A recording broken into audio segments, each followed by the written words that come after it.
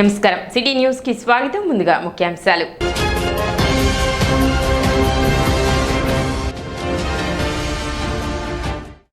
వృద్ధుల జంట హత్యల కేసులో నిందితుల అరెస్ట్, వివరాలు వెల్లడించిన డీఎస్పీ జనార్దన్ రావు.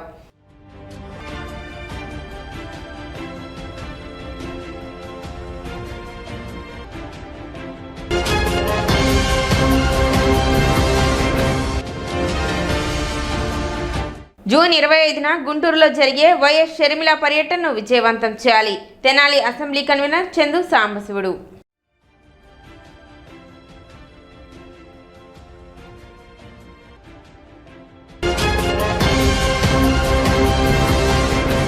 పట్టణంలోని పలు ప్రభుత్వ కార్యాలయాల్లో ప్రజా సమస్యల పరిష్కార వేదిక కార్యక్రమాన్ని నిర్వహించారు.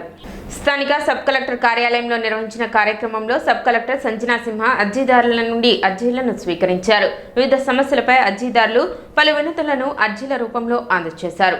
సంబంధిత అధికారులకు పంపి సత్వరమే పరిష్కరించడం జరుగుతుందని సబ్ కలెక్టర్ తెలిపారు.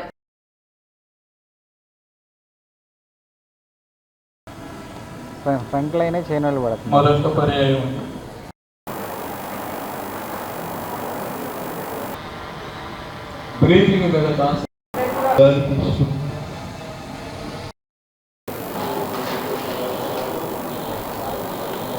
2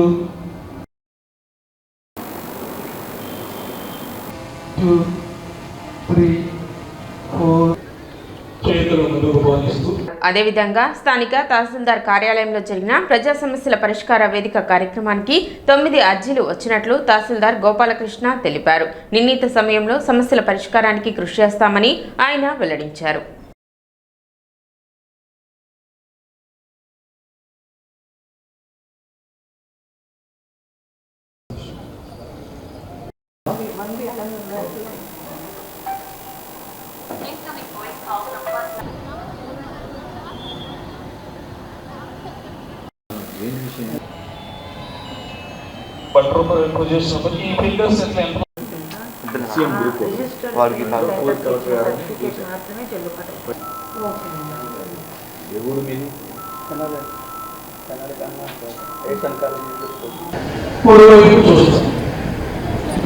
జరిగిన ప్రజా సమస్యల పరిష్కార వేదికలో 9 అర్జీలు అందినాయి.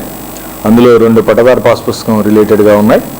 ఒక 2 గ్రీవెన్సెస్ తల్లికి వందనం అనే స్కీము వాళ్ళకి జమ కాలేదని, అట్లాగే వ్యవసాయ భూమి ఉండి కూడా రైతు సేవా కేంద్రం వద్ద ఇబ్బంది వచ్చిందని, మరి ముఖ్యంగా స్కూల్లో ప్రైవేట్ స్కూల్లో ఆర్టీఈ కింద పర్సంటేజ్ ఉన్న అక్కడ అడ్మిషన్ రాలేదని, కట్టవరంలో రోడ్డుకు అడ్డంగా గోడ కట్టేశారని తదితర అర్జీలు వచ్చాయి. ఎప్పుడు గమనిస్తున్న విధంగానే ఈ వారం కూడా మాచర్ల గోపాలకృష్ణమూర్తి గారు, వారి వైఫ్ సామ్రాజ్యం గారు కొడుకు సరిగ్గా చూడట్లేదు రాము అని ఒక గ్రీవెన్స్ వచ్చింది. ఈ గ్రీవెన్స్ విషయంలో వారికి కొడుకును పిలిచి కౌన్సిలింగ్ ఇద్దామంటే మళ్ళీ తల్లిదండ్రులే అట్లా కౌన్సిలింగ్ ఏం అవసరం లేదు, వారు మమ్మల్ని బాగా చూసుకునేలాగా చెప్పమని కూడా కోరారు. దీనికి అనుగుణంగా ఈ ఉన్న అర్జీలన్నిటి కూడా సంబంధిత శాఖలకు పంపించి నిర్ణీత సమయంలో పరిష్కరిస్తాం. ప్రత్యేకంగా తల్లిదండ్రుల్ని నిర్లక్ష్యం చేసే పిల్లలకు మాత్రం ప్రత్యేకమైన కౌన్సిలింగ్ ఇస్తాం చట్టపరిధిలో. తెనాలిలో సంచలనం రేకెత్తించిన జంట హత్యల కేసును పోలీసులు ఛేదించారు. పరిమి రోడ్డులో ఒంటరిగా ఉంటున్న వృద్ధ మహిళలు రాజేశ్వరి, అంజమ్మలను అత్యంత దారుణంగా హత్య చేసిన కేసులో కీలక సూత్రధారి మార్చిపేటకు చెందిన ఇన్సూరెన్స్ ఏజెంట్ పెరవలి కుసుమకుమారిగా పోలీసులు నిర్ధారించారు. ఆటో డ్రైవర్ గోపి మరో మైనర్ బాలుడితో కలిసి పక్కా ప్రణాళికతోనే ఆమె ఈ ఘాతుకానికి పాల్పడినట్లు డీఎస్పీ బి జనార్దన్ రావు తెలిపారు. 3 టౌన్ పోలీస్ స్టేషన్లో సోమవారం ఉదయం నిర్వహించిన మీడియా సమావేశంలో డీఎస్పీ మాట్లాడుతూ నిందితుల వివరాలను తెలిపారు. డొంకలో అప్పడాల కంపెనీపై భాగంలో ఉంటున్న వియ్యపురాళ్లైన రాజేశ్వరి, అంజమ్మల ఒంటిపై ఉన్న బంగారం, నగదు కోసమే నిందితులు ఈ ఘాతుకానికి పాల్పడినట్లు డీఎస్పీ జనార్దన్ రావు తెలిపారు. కీలక సూత్రధారి కుసుమకు గతంలో ఇదే తరహాలో జరిగిన మరో హత్య కేసులో సంబంధం ఉన్నట్లు చెప్పారు. జంట హత్యల కేసు విచారిస్తుండగా గతంలో చేసిన మరో హత్య ఉదంతం వెలుగులోకి వచ్చినట్లు చెప్పారు. కేసును చాకచక్యంగా ఛేదించి నిందితులను అరెస్ట్ చేసిన 3 టౌన్ సిఐ రమేష్ బాబుతో పాటు సిబ్బందిని డీఎస్పీ జనార్దన్ రావు అభినందించారు. వీరు ఇద్దరు కూడా ఓల్డేజ్ పీపుల్, ఇద్దరు 2 కిందనో పోర్షను పైన పోర్షను ఉంటుంది. పై పోర్షన్లో వీళ్ళు కొంటారు, కింద పోర్షన్లో 3 years బ్యాక్ ఒక అప్పడాల కంపెనీ, పాపడ్ తయారు చేసే కంపెనీ ఉండేది, అది క్లోజ్ అయింది. అది అద్దెకిస్తామని వాళ్ళు చెప్పడంతో అదే ఏరియాలో నివాసం ఉంటున్న ఈ ముద్దాయిలైన ఎల్లా గోపి, కుసుమ్ కుమారి వీళ్ళు ఈ చనిపోయిన వారు అక్కడ 40 సంవత్సరాలు బట్టి ఉంటున్నారు. వీళ్ళు కూడా అదే ఏరియాలో 25 సంవత్సరాలు బట్టి నివాసం ఉంటున్నారు. వీళ్ళకి ఆర్థిక బాధలు, అప్పులు ఉన్నాయి. అప్పుల్ని తీర్చడానికి సులువైన మార్గం ఏంటంటే, ఒంటరి మహిళలు ఉంటారు, వాళ్ళు వృద్ధులు, ఎటువంటిగా ఎదుర్కోరు. వాళ్ళైతే ఈజీగా మనం ఆ బంగారం, మెడలో గొలుసులు, చేతికి గాజులు, చెవిదిద్దులు ఇవన్నీ ఉండడం చూశారు ఆ ఏరియా వాళ్ళే కాబట్టి. వారినైతే ఈజీగా మనం టెస్ట్ చేయొచ్చు అనే విషయం మీద వాళ్ళు ప్లాన్ చేసుకొని రెక్కీ చేసుకున్నారు. ఇందులో గమనించదగ్గ విషయం ఏంటంటే, చనిపోయిన వారికి కూడా వీళ్ళు, ఈ అమ్మాయి చనిపోయిన వాళ్ళకి ముద్దాయిలు ఇద్దరు కూడా బాగా వెళ్ళనోను. ఎందుకంటే అదే ఏరియాలో తిరుగుతూ ఉంటారు, పలకరిస్తూ ఉంటారు. వాళ్ళు అది ఆపర్చునిటీగా తీసుకున్నారు. అంటే బాగా తెలిసిన దాని మీద ఆపర్చునిటీగా తీసుకొని ఫస్ట్ ఈ ముద్దాయి కుసుమ్ కుమార్ వెళ్ళి అద్దెకిస్తానన్నారు కదా, మాకు తెలిసిన వారికి అద్దెకి కావాలి, కింద రూమ్ చూపించమంటే ఆ పెద్దారు ఇద్దరు కూడా తీసుకెళ్ళారు. తీసుకెళ్ళిన దాని వెంటనే ముద్దాయిలు ఇద్దరు ఇంకో వెనకాల ఉన్న ముద్దాయిలు వెళ్ళి వాళ్ళని అటెంప్ట్ చేశారు. వాళ్ళు ఎదురు తిరిగే క్రమంలో అక్కడ ఉన్న అప్పడాల కంపెనీకి ఉన్న పాత సామాన్లోంచి ఒక కాటారాయి తీసి తల మీద కొట్టి ఆవిడని చంపేయడం జరిగింది. ఆవిడ మెడలో గొలుసు కూడా తీసుకోవడం జరిగింది. రెండో ఆవిడ చేతికి గాజులు ఉన్నాయి, ఆ గాజులు కూడా తీసుకొని వీళ్ళు ఎస్కేప్ అయిపోయి ఇమీడియట్గా దాన్ని తాకట్టు పెట్టారు, డబ్బులు తీసుకున్నారు, అప్పులు తీర్చుకున్నారు. మాకు సీసీ ఫుటేజ్లో వచ్చిన వివరాలతో వాళ్ళని నిన్న అరెస్ట్ చేశాము. వారిని ఇందులో ఒక జొన్నాయిలు కూడా, ఆటో ఉపయోగించి నేరంలో పాల్గొన్న వ్యక్తి జొన్నాయిలు కూడా, అంటే 17 సంవత్సరాల వయసు ఉన్న వ్యక్తి కూడా పాల్గొన్నాడు. అతన్ని కూడా బాల నేరస్తుల కోర్టులో పెట్టి వీళ్ళ ముగ్గురిని కూడా రిమాండ్ చేయడానికి ఈరోజు ప్రెస్ మీట్ పెట్టడం జరిగింది. ఈ ప్రెస్ మీట్లో ముఖ్యంగా ఇంపార్టెంట్గా చెప్పేది ఏంటంటే, నేరస్తులు ఎవరో ఇంతకుముందు నేరాలు చేసిన వాళ్ళు కాదు, పాత ముద్దాయిలు కూడా కాదు. అవకాశం, బంగారం ధర పెరిగింది, వాళ్ళకున్న ఆర్థిక బాధలు, వీళ్ళు ఒంటరిగా ఉంటారు అని తెలిసిన వాళ్ళే ఈ హత్యలు చేశారు తప్పితే వీళ్ళు మీరు చెప్పినట్టుగా బందిపోటు దొంగలు కానీ ముఠా నాయకులు ఏం కాదు. తెనాలిపట్నంలో ఉన్న అందరికి విజ్ఞప్తి చేసేది ఏంటంటే, ఎవరిని నమ్మొద్దు, మీరు సీసీ కెమెరాలు ఏర్పాటు చేసుకోవాలి, అలారం సిస్టమ్ పెట్టుకోవాలి. మన ఇంటివైపు, మన రోడ్లోనే, మన పరిసరాల్లో ఉన్న వాళ్ళే కదా అని మీరు ఎవరిని కూడా తక్కువ అంచనా వేయొద్దు. వీళ్ళు అవకాశవాదం తీసుకొని దొంగతనాలు చేయడం, ఎదురు తిరిగితే చంపేయడం జరుగుతూ ఉంది. ఇది తప్పితే ఈ కేసులో డిస్క్లోజర్ పెద్దగా మాకు అనిపించలేదు. మీరందరూ కూడా, వృద్ధులందరూ కూడా చక్కగా మీరు సీసీ కెమెరాలు పెట్టుకోవాలి, డోర్ లాక్ సిస్టమ్ పెట్టుకోవాలి. పరిచయస్తులు వచ్చినా కూడా 1-2 సార్లు క్వశ్చన్ చేయాలి. క్వశ్చన్ చేయకుండా డోర్లు తీసాక మాకు తెలిసిన వాళ్ళు వచ్చారని తీస్తే వాళ్ళే ఈ నేరాలు చేస్తున్నారు. అద్దెకి ఇస్తామని బోర్డులు పెడుతున్నారు, కొత్త వ్యక్తి వస్తే అద్దెకి ఆశపడి చూపిస్తున్నారు. ఇలాంటి పనులు మానుకోండి. వెలగపూడి సచివాలయంలో మంత్రివర్గ ఉపసంఘం భేటీ అయింది. రాజధాని అమరావతిలో పలు సంస్థలకు భూ కేటాయింపులు తదితర అంశాలపై చర్చించారు. 12 అంశాలకు ఆమోదం తెలిపారు. గత ప్రభుత్వం ఆడిన 3 ముక్కల ఆటతో అందరూ భయపడ్డారని, కూటమి ప్రభుత్వం అధికారంలోకి వచ్చాక అనేక సంస్థలు భూ కేటాయింపులకు అప్లై చేసుకుంటున్నాయని మంత్రి నారాయణ తెలిపారు. రాబోయే 3 నెలల్లో భూములు కేటాయించిన సంస్థలు నిర్మాణాలు చేపడతాయని పేర్కొన్నారు. రాజధాని అమరావతిలో పిలిచిన అన్ని టెండర్స్ కు పనులు మొదలయ్యాయని వివరించారు.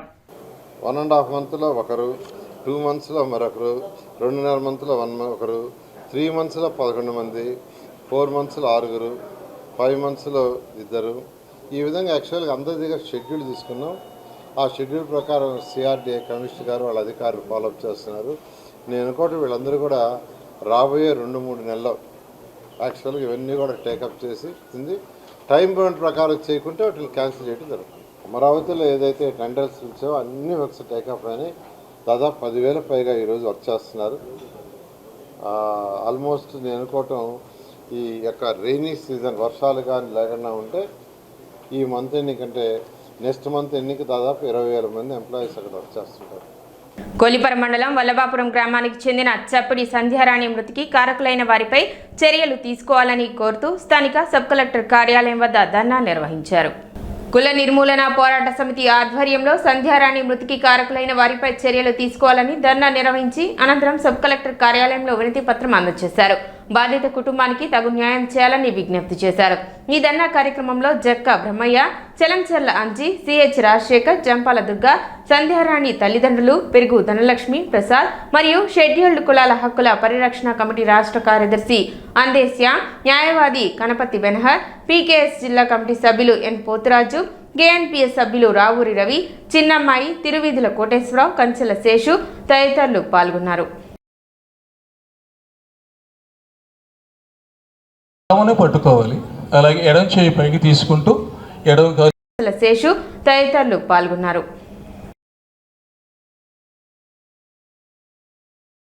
పట్టుకోవాలి, అలాగే ఎడం చేయి పైకి తీసుకుంటూ శేషు తదితరులు పాల్గొన్నారు.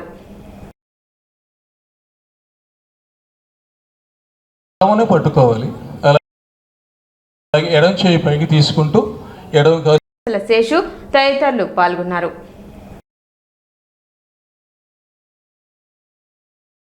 పట్టుకోవాలి, అలాగే ఎడం చేయి పైకి తీసుకుంటూ శేషు తదితరులు పాల్గొన్నారు.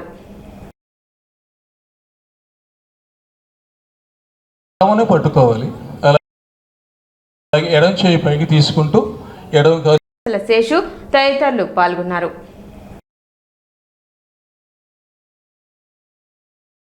పట్టుకోవాలి, అలాగే ఎడం చేయి పైకి తీసుకుంటూ శేషు తదితరులు పాల్గొన్నారు.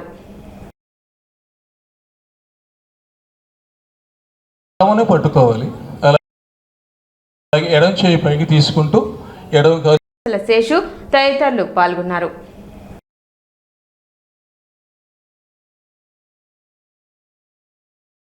పట్టుకోవాలి, అలాగే ఎడం చేయి పైకి తీసుకుంటూ శేషు తదితరులు పాల్గొన్నారు.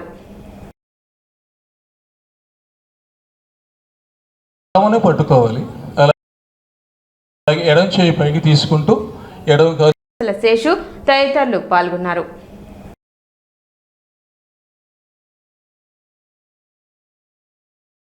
పట్టుకోవాలి.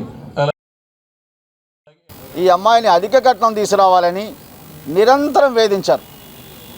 కట్నం తీసుకురాకపోతే మా వాడికి రెండో పెళ్లి చేస్తాం, నువ్వు నీ బిడ్డలు చచ్చిపోండి, మీరు మీ బిడ్డలు చచ్చిపోతే మా వాడికి రెండో పెళ్లి చేస్తాం, లక్షల కట్నం ఇస్తామంటున్నారని చెప్పేసి వేధించారు.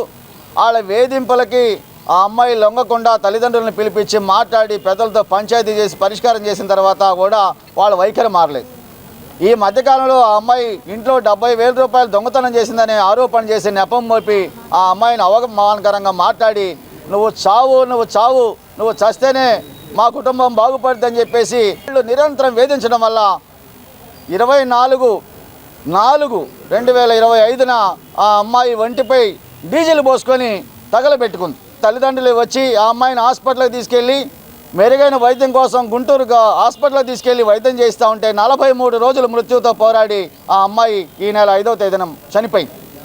పోలీసు ఉన్నతాధికారులు జోక్యం చేసుకొని పై నిందితులపైన ఎవరైతే 4 ముద్దాయిలు ఉన్నారో వాళ్ళ మీద 304B సెక్షన్ ప్రకారం కేసు నమోదు చేసి వాళ్ళని కఠినంగా శిక్షించాలని కుల నిర్మూలన పోరాట సమితిగా ప్రజా సంఘాలుగా మేము డిమాండ్ చేస్తా ఉన్నాం.